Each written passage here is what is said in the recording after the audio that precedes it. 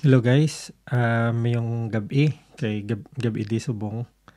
Mayong buntag kung aga da sa inyo. Kadyot lang natin istorya. So, kahapon nag-gig kami sa Udto 12:15 to 12:45 amon nga time slot. Nagtukar kami sa Southampton City Farm. Tapos, acoustic trio kami. So, si Sherwin sa kahon, ako sa acoustic, guitar, kag si Jen sa vocals. Okay man, successful man ang amon nga gig. 30 minutes. Medyo nag-ulan before. Pero paabot namon dito, okay man, wala na ulan. Kaso, basa. Tapos, ang akon nga gitara, so ang dala ko sa backpack ang Bose S1 Pro kay bugat. Akong gitara, ang strap isang gig bag nagasangyad. Damo gali sing daw putik. So, sang ako na siya gin asikaso ang gitara, tagsikan akong mata sang kuan, lapok. Pero okay lang man. Dala na lang to sa action. Anyway, pagkahuman namon tukar panghimos kami kag larga na naman. Dayon nagpahuway kag baylo ko mga gamit. Ini ako nga gin dala ang Epiphone Special 2 nga akon daw hindi medya lang nga restoration, hindi man gid todo ba. So ini siya parang na full in love na gani ko sini nga gitara. Pero kahapon gid siya nagwa iya tunog. So ang partner is ang Zoom. Hari ang partner niya ang Zoom G14. Tapos ang akon dati nga amplifier ginbilin ko sa Antap Talent Studio. Ang Hohner Panther nga 15 watts lang na siya bay. Practice amp. Galing na busted sa tuya speaker. Gimbayluan ko sang Celestion nga 8x15. Anyway, si Mike, ang ako niya barkada, ang iya anak, muna nga nagbakal ko sa itong amp, kaya anak, amo na ang amp. Ibutang ko lang sa description dari ang link about sina nga amp, daw review. Anyway, so, naglihog ko kay Mike, nagamba siya nga dalon niya. So, naka-chance ako nga ikumpara ang original nga Hohner Panther kag katong akon nga Hohner Panther nga nabayluhan na ang speaker. Anyway, daw gin-donate ko na ba ang akon nga amp nga na dito sa Antap Talent Studio. Pero, muna ang gamit ko sang ara ko sa kuan, sa Subtle Culprits. May gig kami dati sa Southampton, sa Talking Heads. Ang mga batanon nga gabanda, kadlawan nila ko. Bali nito, look at that, he's got practice amp. Kaso kay gina-mic in man, so okay lang. Anyway, ang mga video clips dire after ning aton gamay nga istorya, amo na ang mga daw sa amon rehearsal, ang tunog sini nga Epiphone Special nga Les Paul type nga gitara, Zoom G14, kag itong Hohner by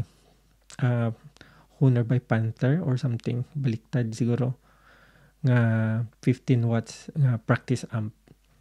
So, enjoy nyo na lang ang clip. Mga pinabuang na ko nga guitar solo kay daw impromptu. First time na meet up kag rehearsal ni Mike. Dalawan si Sherwin, siya nag-bass. Tayon, drum machine lang kami. Okay, enjoy na lang na ninyo .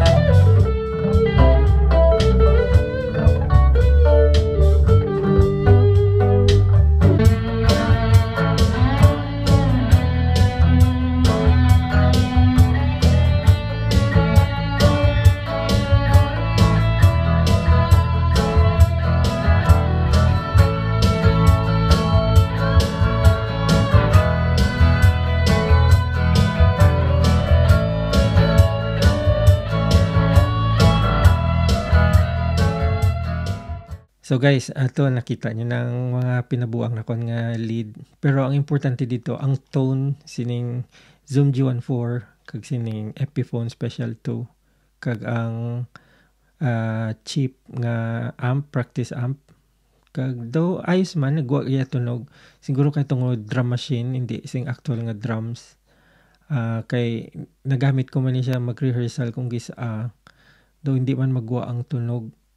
Ambot lang kon tungod nga gin set upan ko na ni bag-o nga mga patches.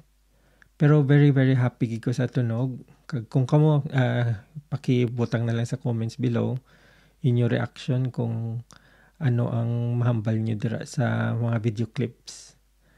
Kag kita-kits liwat, mayo gid ni nga lo istoryanay lang tadi permi kag ipadayonon tani lalo na sa mga taga Panay Island mga Hiligaynon, ang mga taga Roa City, mga taga Capiz, taga Iloilo, kag ang sa palibot sang Panay Island, siyempre Aklan, Antique, tapos kuha na natin, i-appeal na natin ang bilog nga Kabisayaan, pati Negros, kag ang iban pa nga mga isla.